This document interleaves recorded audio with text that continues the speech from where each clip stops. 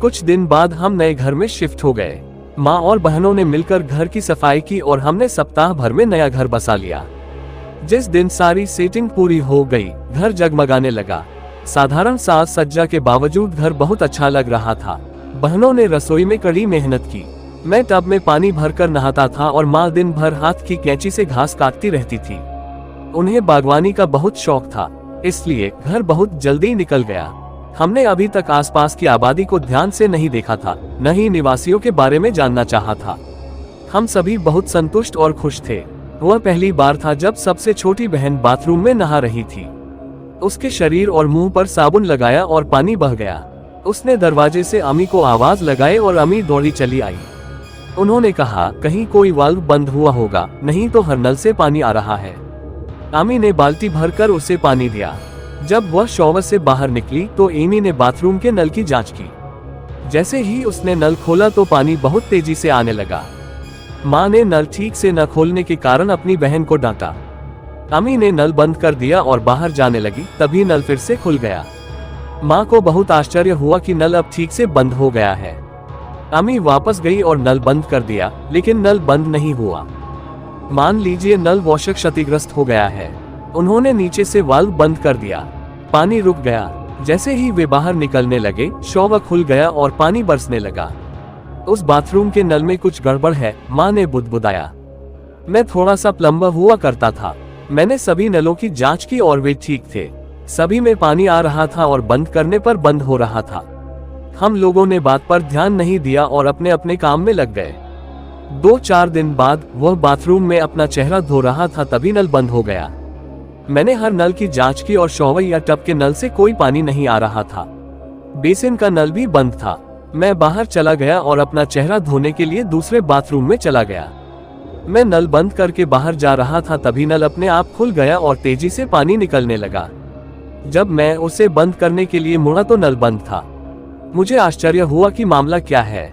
जब मैंने अपनी माँ को बताया तो उन्होंने कहा, भगवान जाने इस घर के पाइपों में क्या चल रहा है, वहाँ दिग्गज होंगे। मेरी बहन ने कहा, यह कोई मजाक नहीं है, मुझे संदेह है कि घर में कुछ है।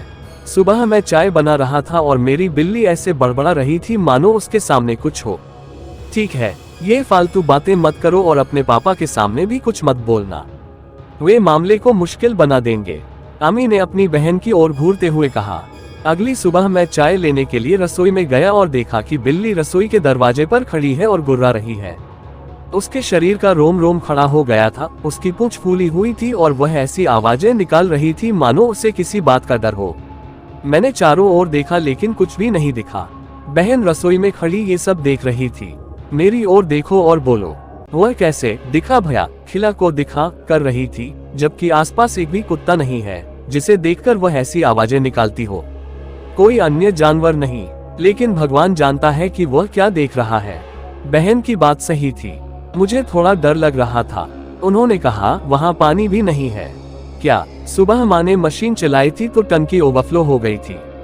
मैंने आश्चर्य से कहा, खुद ही देख लो। उसने नल खोलकर दिखाया, पानी सचमुच बंद हो गया था। फिर घर के सभी नल चेक किए, कहीं भी पानी नहीं था। मैंने टैंक चेक किया तो वह खाली था, जैसे उसमें पानी ही न हो। नहीं, मैं असमंजस में पड़ गया। जाकर मोटर चलाया तो मोटर से आवाज आई, धुआं निकला और मोटर बंद हो गई। लो, एक और मुसीबत आ गई। कॉलेज में देर हो रही है। मैंने टैंक खोला लेकिन वह पत्थरों से भरा था। पहले तो मुझे अपनी आंखों पर विश्वास ही नहीं हुआ। दौड़कर माँ को बुलाया, उसने भी पुष्टि की कि टंकी में पानी की जगह पत्थर भरे हैं। अम्मी चिंतित थी। मैं परवला प्लाट से पानी लेकर आया तो सभी ने हाथ धोए और अपने दैनिक कार्यों में व्यस्त हो गए। दोपहर को जब मैं घर आया तो सब लोग अभी भी वही बातें कर रहे थे। मैंने लापरवाही से हाथ धोने के लिए नल खोला तो पानी आ रहा था। मैं चौंक गया और चिल्लाया, माँ, पानी आ रहा है। हाँ, मैंने सुबह टंकी में पानी भर दिया, लेकिन ये खाली था। मैंने इसे स्वयं देखा। मैंने कहा, आपने गलत समझा होगा। एमी ने कहा, अगर मैंने गलत समझा है तो टैंक में पत्थर भरे होने का क्या मतलब है? मैंने कहा और टैंक का ढक्कन उठा दिया। मेरे मुंह से चीखें निकलती रहीं। यह पानी से भरा हुआ था। ये कैसा रहस्य है? एमी उलझन में थी। हमारे एक मामा थे, वह असामान्य था और बहुत कम बोलता था। खाने को दिया तो खाया, नहीं दिया तो नहीं खाया। किसी ने मुंह धोया तो धो लिया, नहीं तो हफ्तों ऐसे ही बीतते रहेंगे। वह हमारी बड़ी चाची के साथ रहता था। जब मेरी बड़ी चाची सऊदी अरब जाने लगी तो उन्होंने उन्हें हमारे पास छोड़ दिया।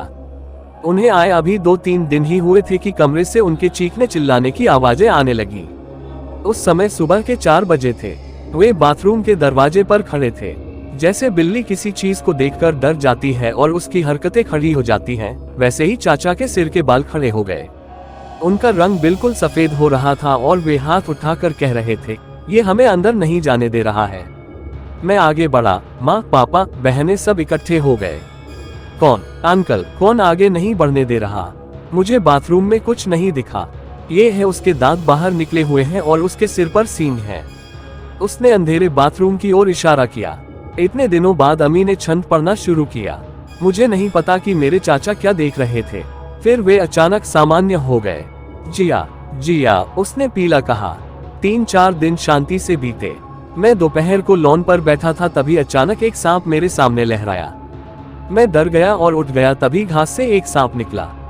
लेकिन सांप से भी ज्यादा भयानक बात यह थी कि सांप एक अनदेखे शख्स के हाथ में था और कोई मुझे रस्सी की तरह घुमा रहा था।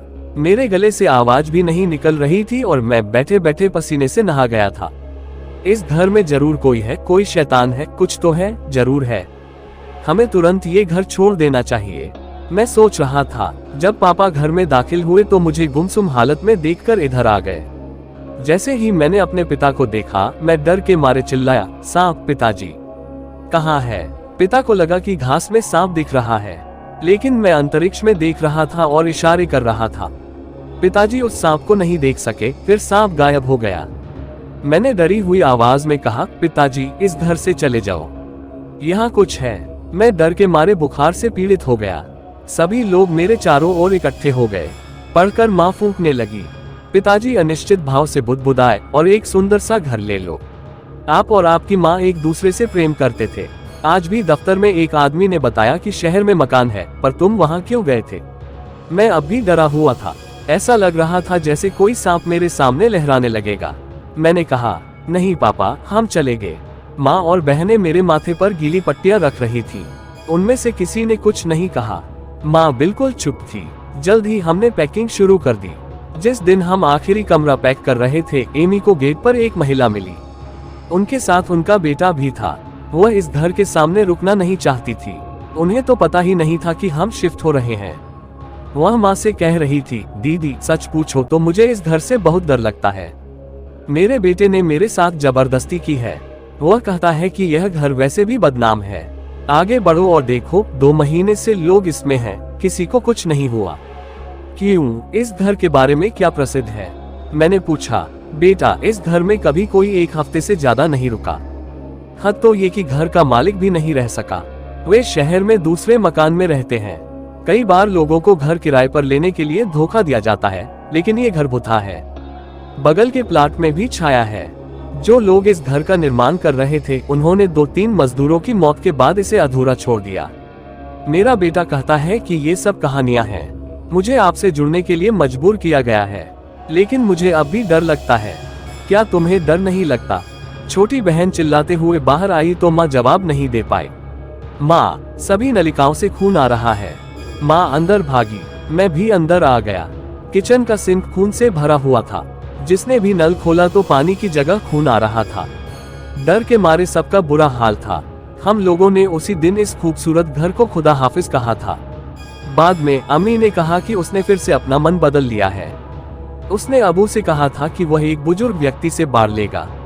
ऐसा घर दोबारा नहीं मिलेगा, लेकिन शायद इस घर में रहने वाले प्राणियों को उनकी मंशा के बारे में पता चल गया था।